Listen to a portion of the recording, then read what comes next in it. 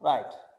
So hope you have studied about PN junctions and depletion region formation, forward bias and reverse bias electrical characterization of diodes, right? Using diodes as a rectifier, full wave and half wave rectifier, and then about Zener diodes and using Zener diodes in your circuits, right? So hope all you have studied all those things, and now we'll see about transistors, right?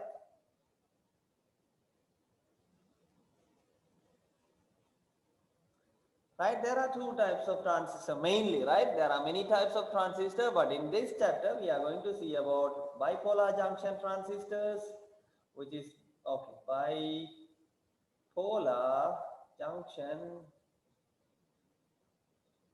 transistors, right? The other one is FETs, right? Field effect transistors,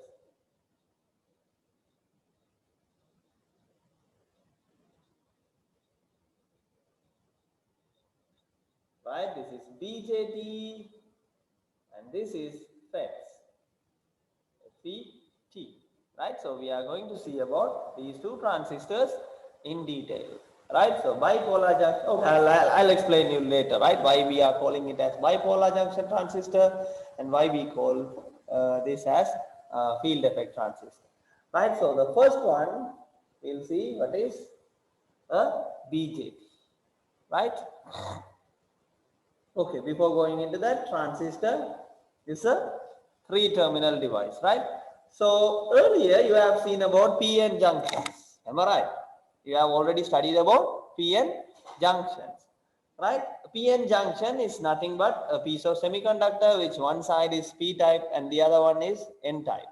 A transistor is actually a three-terminal device, right?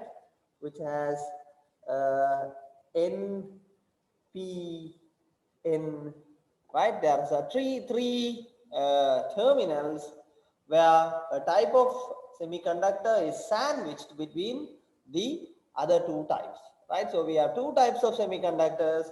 So it could be either NPN transistor or PNP transistor, right? Remember, all these notations should be in small letters, right? So we have NPN transistor, or in BJT we have two different types. One is NPN transistor, the other one is PNP transistor.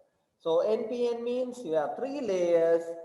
A P type is sandwiched between two N type layers, right? So that the sandwich layer is called as base, right? And the other one, which is heavily doped, is called as emitter.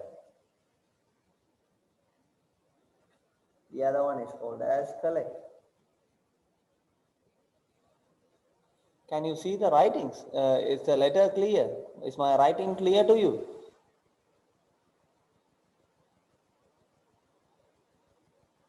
Hello, someone of you? Yes, sir. Yeah, okay, thanks. Right? So this is collector, emitter, and base. As I said, the base section is heavily doped. Right? Give me a second. I can show you a video and explain it to you.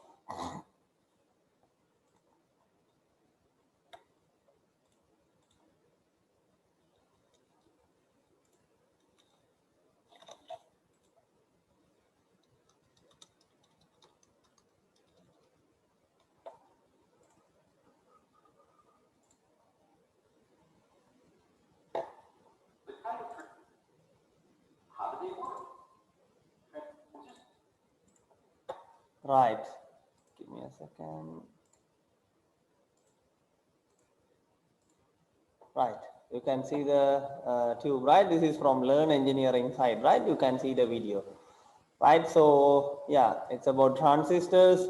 All these electronic components are made about transistors, right? These microcontrollers or the microprocessors, yeah, they have millions and billions of transistors, right? In your computer, you may have a microcontroller, microprocessor, something like this. hope you have seen in the microprocessors in your computer, right? Anybody have not seen? Yeah, microcontroller will be something like this, right? Something like this.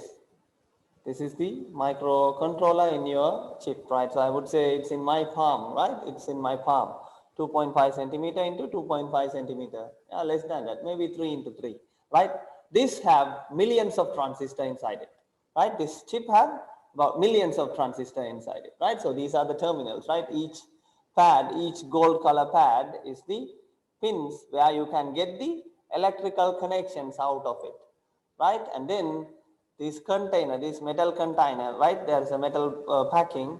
This container have all the transistors inside it, right? So we are going to see about a single transistor, right? So this is a device which is made up of millions of transistors, which works in your computer, right? Your computer, mobile phone, everything works based on a microprocessor, right? But the basic building block of a microprocessor is actually a transistor. Okay, right. Now we'll move to the.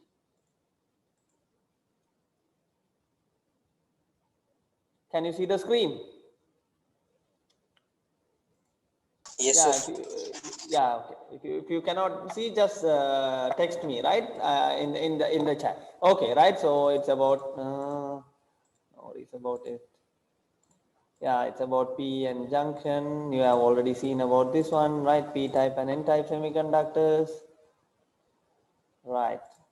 So here comes a transistor, right? So a transistor is NPN transistor, right? So this is an NPN transistor, right?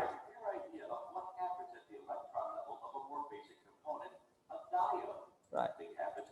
Yeah, so this is the PN junction diode, right? So you have studied about PN junction diode.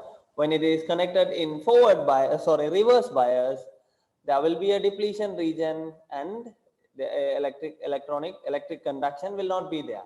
Whenever you change the polarity, the depletion region will get narrower and the electrons started jumping from one side to another, and then there will be a current through it.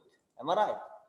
So similarly, now consider a transistor, right? This is a NPN transistor. So there are electrons where these blue dots, and then holes which are green circles, right? So this is an N-type semiconductor, this one P-type semiconductor, and this one is again N-type semiconductor, right? So the P-type in the middle is really thin, right? When compared to the, so that's what I have drawn in a way that the base is small, right? So for example, it should be 1/5, right? Normally, no, I don't want to say it should be, but generally it will be 1/5 of the thickness of your emitter region, right? So, or otherwise lightly doped means there will be very less number of holes in the P-type or base region, right? Now, see here, I am connecting the transistor, emitter and collector to a battery, right? So I'm just connecting the emitter transistor to a battery. So virtually, I can have two depletion regions. Am I right? One at emitter collector junction, the other one is at collector base, emitter base junction and base collector junction, right? There are two PN junctions. One is at emitter base junction and the other one is at base collector junction, right? So if whenever you connect a battery, right, either one of the junction will be for reverse bias. Okay. Okay.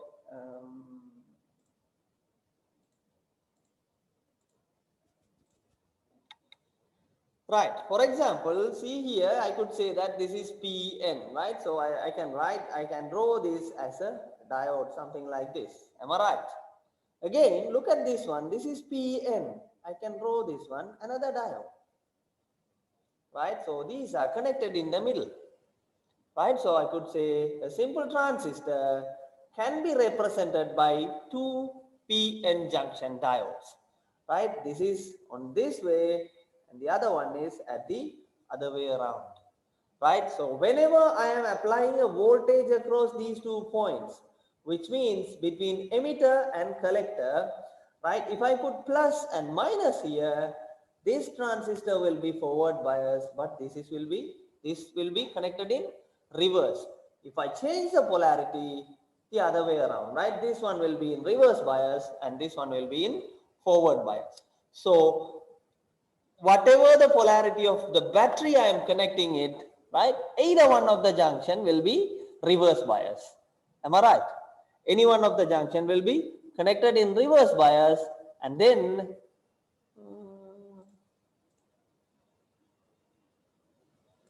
yeah, as give me a second. Hello. Can you come at 10 o'clock? Okay. Are you do you free? Are you free or any other group? Okay, okay. Come at 10 o'clock then. Okay, I'm in the lab, right? Okay, okay. Sorry guys. Yeah, so as you've seen here, if I change the battery other way around also, any one of the junction will be reverse bias, right? So there will not be any current, right? So what I can do to make this conducting is, I can connect a second battery in the reverse bias diode. Look at this one.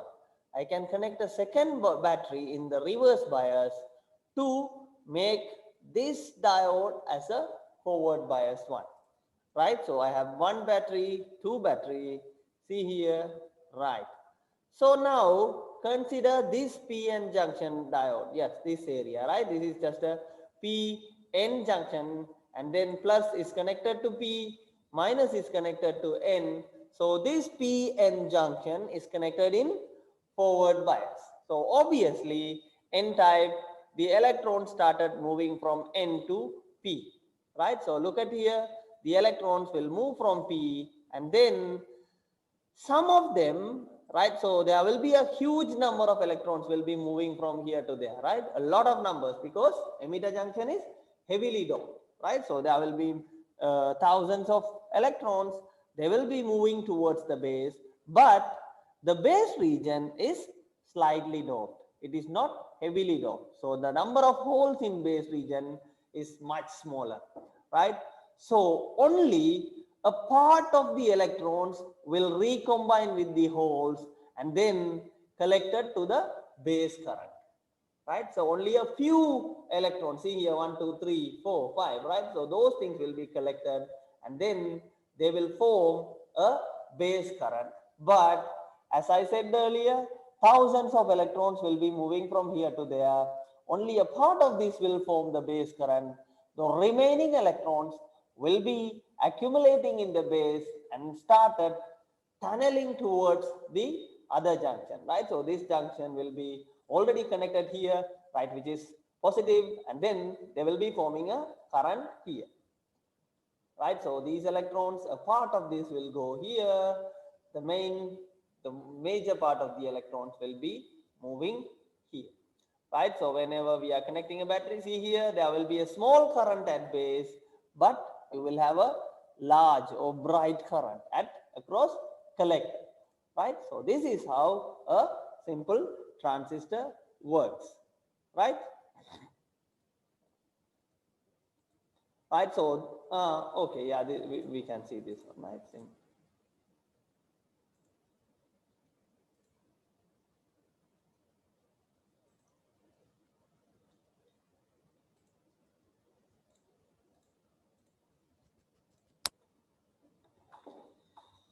Right.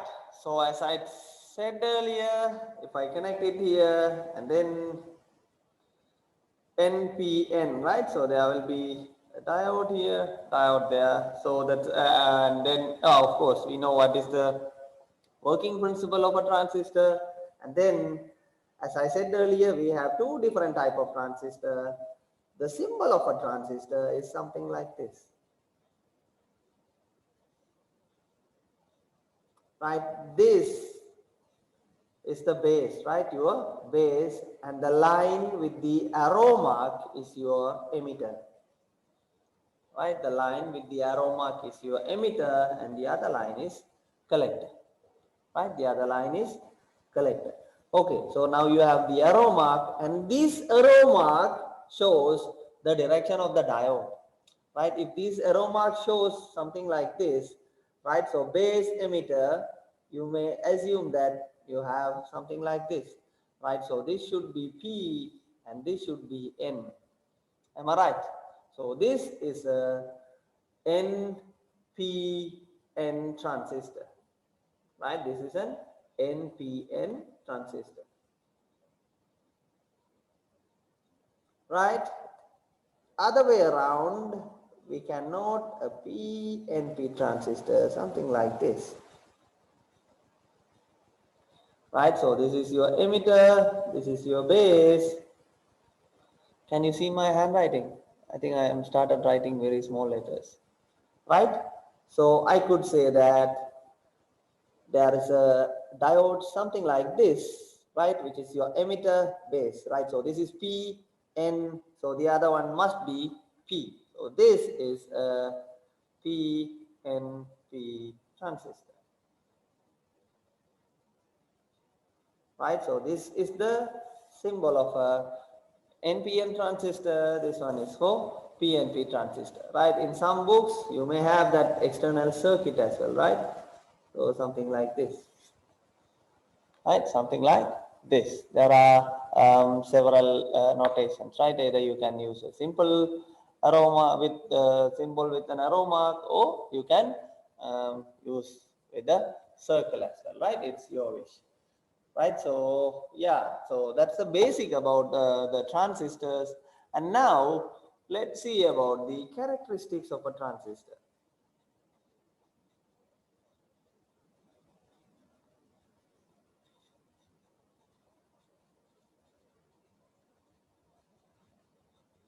Right? Characteristics of a transistor. So we are going to talk about electrical characteristics, right? So we have seen the basic things, and now we are going to see about the electrical characteristics of a transistor. Right, as I said earlier, right, so if you have a transistor, something like this, I'm drawing an NPN transistor, right? An NPN transistor, so the arrow mark should be outside. So I have collector, emitter, and base, right? So as you said, as you've seen earlier, I can have a circuit between base and emitter, right? You can see it from the circuit, right? So this is called as your input, and then you may have the output circuit between collector and emitter, right? So I would call it as input, right? And this one is output, right? So this is your emitter line, right?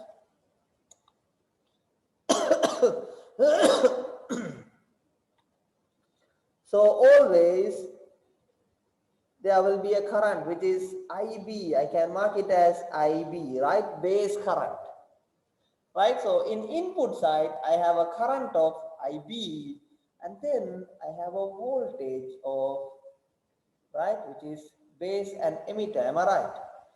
VBE, right? The base emitter voltage, right? So a transistor, I could say that in input I have IB and VBE, and the output side I have IC, collector current, right, which is the same, and then I am going to have my VCE, right, collector emitter voltage. Here base emitter voltage and collector emitter voltage, right? And look at this circuit. For both input circuit and the output circuit, the emitter terminal is common. Am I right? For output and input, the emitter line or the emitter terminal is common. Hence, we call this configuration of transistor as common emitter.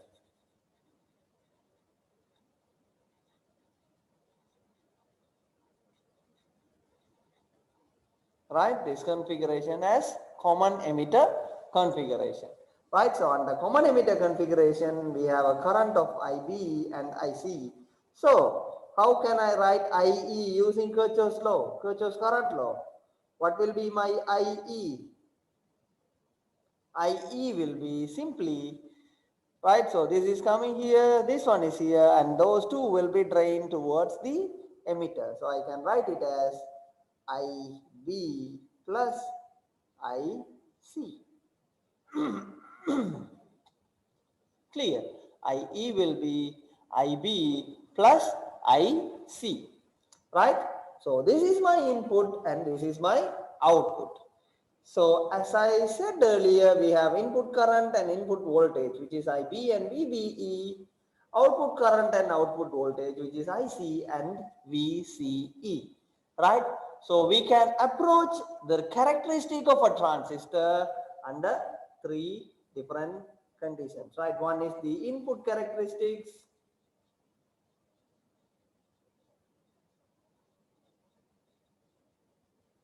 STICS, right? The other one is output characteristics, right? The output characteristics. Finally, transfer characteristics, right? Transfer characteristics. The input characteristics is actually the relationship between IB and VBE, right? The input characteristics deals about IB and VBE. If you draw a curve between VBE and IB, right? But you need to keep IVCE as a constant while you are doing input characteristics, right?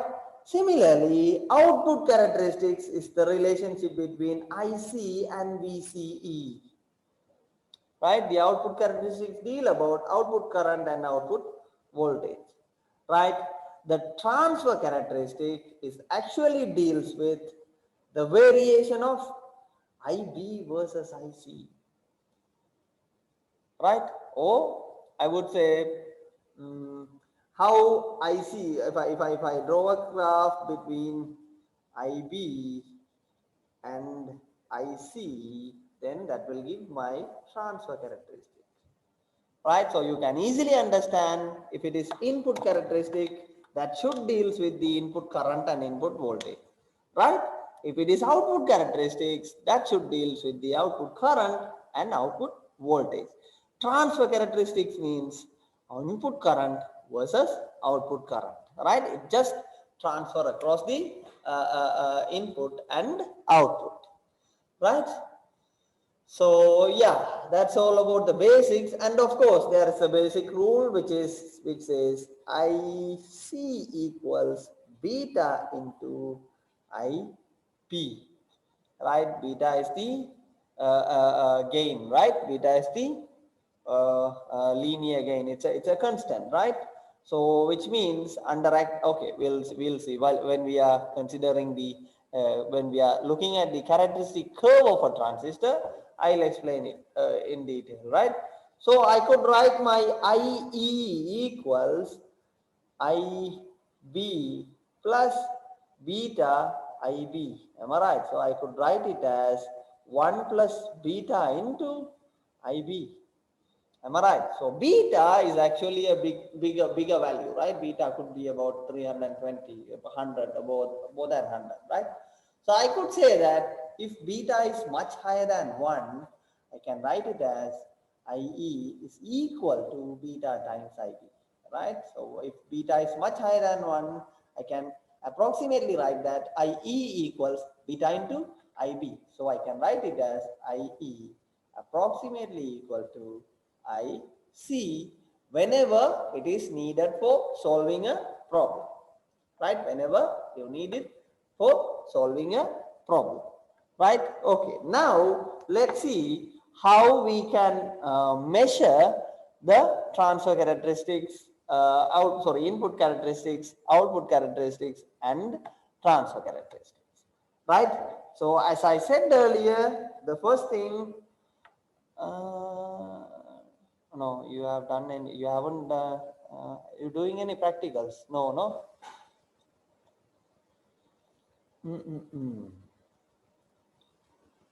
Okay.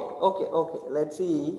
I'll just explain it to you, right? How we can measure the transistor characteristics, right?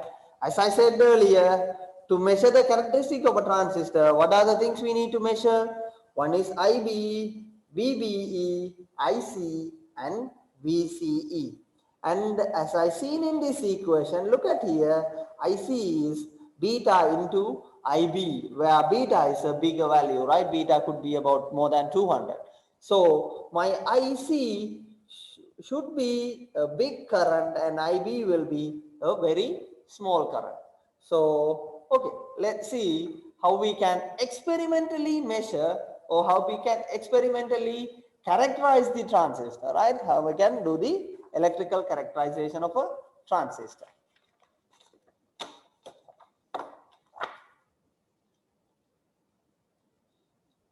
Right, so as I said earlier, the transistor is in the middle, right? The transistor will be in the middle, right? And then, well, this is my emitter, collector, and base. What we need to do is, we need to measure the base current, right? We need a microamp meter. As I said earlier, the current will be much lower, so I can use a microamp meter to measure IB. Right, IB. And then what we need to do, we need to measure the VCE. I can connect a voltmeter here. Right, I can connect a voltmeter here. Similarly, I need to measure what I see. Right, so I can connect an amp meter, right, which could be a milliamp meter. Any right, if it is a multimeter, don't care about this one. So if it is micro and then milliamp meter. Finally, I need to measure the voltage across VCE, right? So I can connect a voltmeter somewhere here, right? So this is a transistor. This is to measure IC. This is to measure VCE, and this is to measure IB, and this is to measure VBE. Right, and then I need to give the power supplies, right? Because I need to give something like this, right? So I can connect it to a rheostat, right? What is a rheostat? Is okay. Rheostat means a simple potential divider, right? Hope did I teach you about rheostats in my last class? I think I missed it. It's a huge section, right? Okay, I'll give you a brief introduction on rheostat, right? I'll give you a brief introduction on rheostats, right? A rheostat is nothing but, right, you have a coil, right, something like this. You have seen that one, right? You will have a standard coil, right, which is a resistive wire, right, which is made up of resistive wire. This is not an inductor, right? This is made up of resistive wire and they are closely winded, right? So they are closely winded, I would say something like this. And then there will be a movable shaft, right? There will be a movable connector. So whenever you are taking, for example, I would say the total length is about L, and then the total resistance is R, then I could say the resistance offered by unit length is R by L. Am I right? R by L. And then if I move the shaft in a way that this is L and this is L minus L, I could say this will be L into R by L, and this resistance will be L into, sorry, R by L into L minus L.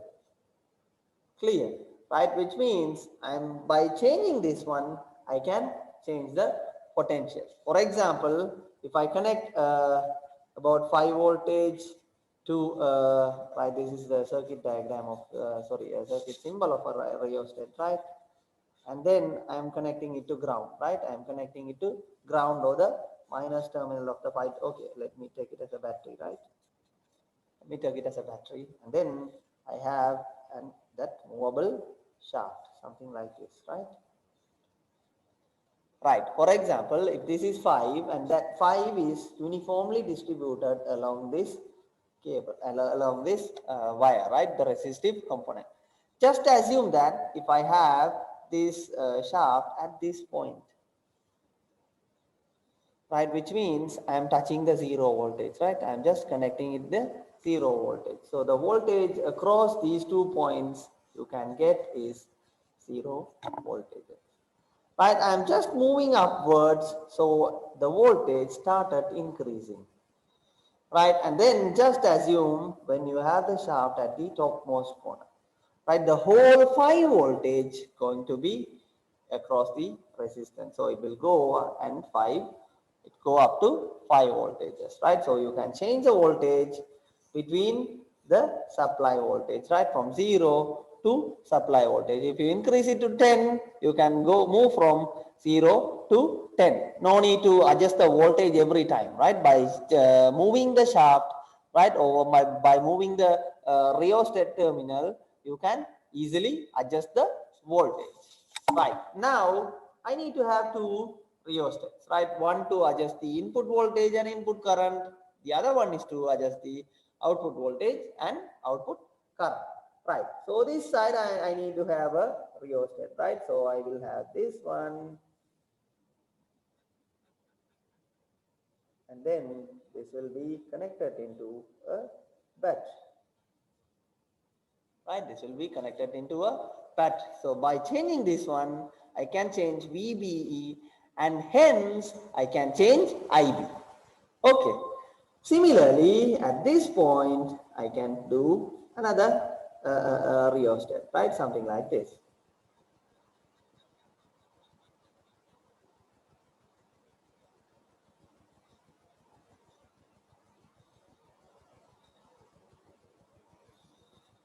Right, so this could be this could be a higher voltage, right? B will be high, and then this should be lower, right? So this is the whole experimental setup to electrically characterize this BJT, right? By changing this voltage, I can measure VB and IB. By changing this one, we can measure VCE and IC, right? Okay, now let's see the input characteristics, right? The input characteristics. To measure, as I said earlier, what is the input characteristics actually? IB, right? Sorry, VBE versus IB. Am I right? Input characteristics is actually IVBE versus IB, and then I need to keep this VCE as a constant value. For example, first what I can do is I can fix this one to 0 voltage, which means I can bring it to here, right? I can fix this one to 0 voltage, and then I can slowly increase VBE, and then I can measure IB, right? So it is going to be the simple loop, right? This is my input loop, right? So which is, I could say I have only a diode, right? Base emitter will be, I can, if I could be able to complete the circuit, this will be something like this. Am I right? This will be something like this, which is a simple forward bias resistor, forward bias diode, right? So your input characteristic will be similar to your electrical characteristics of a forward bias diode, right? And whenever you are changing the values, changing the value of VCE, this will be getting sharper, right? So for example, you will have this one, this is for VCE is 0 voltage, and this is VCE equals maybe a 2 voltage or higher voltage, right? 2 voltage, right? Whenever you, but this should be constant throughout the measurements, right? For all the measurements, this should be a constant value, right? So this is the input characteristics. The output characteristic is similarly, as I said earlier, it is across VCE, right? Collector emitter voltage. Okay, I can mark it as capital, right? VCE IC. Make all of them capital, right? I'll let you know why I'm using small and caps, right? These should be capital, right? V, C, E, and I, C. right? So now just imagine your IC and VCE also depends on your IB, am I right? Right, your IC and IVCE also depends on your IB. So whenever you are measuring VCE versus IC, you need to keep this VBE as a constant. Right, earlier what we did is we changed these values while taking VC as a constant.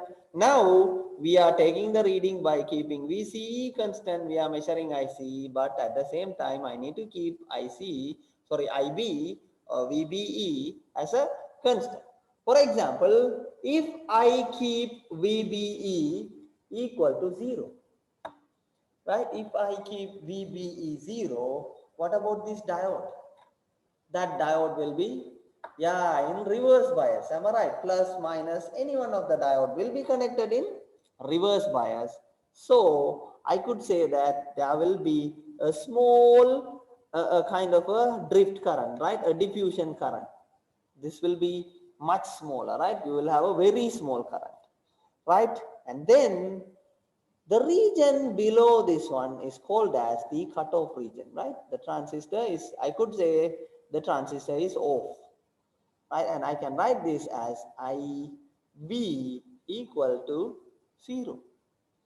And then the shadowed region or the line region is called as cutoff region, right?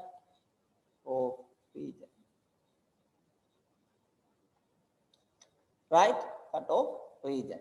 Now what I can do is I can increase the IB slightly, right?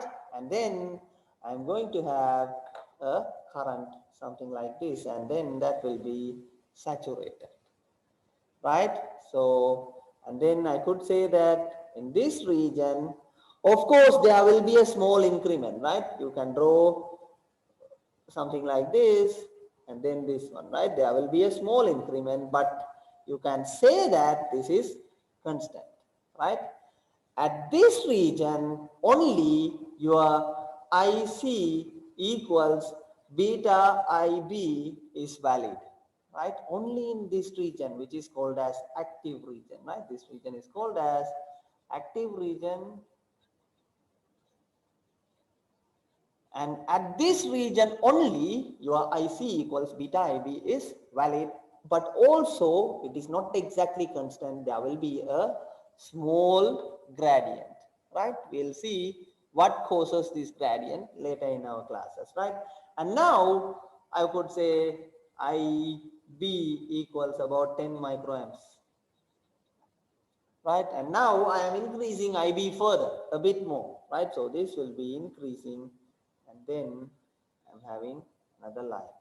This one also I could say there will be a small gradient, but this will be, I can assume it as a constant, and then I could say in this region the transistor is active, right? Again another region, if I further increase it will go up and up, right? So this could be IB equals 20 microamps and IB equals 30 microamps, right? It will be keep on going, right? So this region is called as active region, and the region below this one where you do not have any possible values for VCE and ICE, which is called as saturation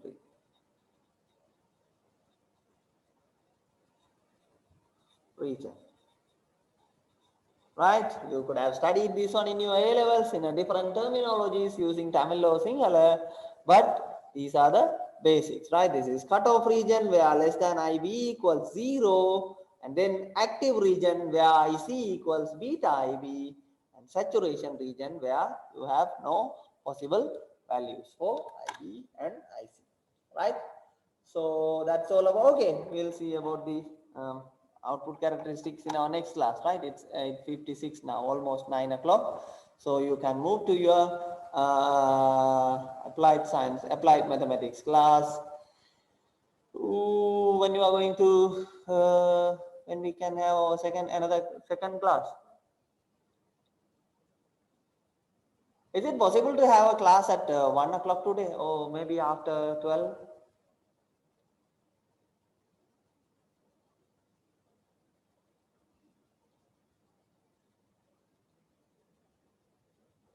Hello?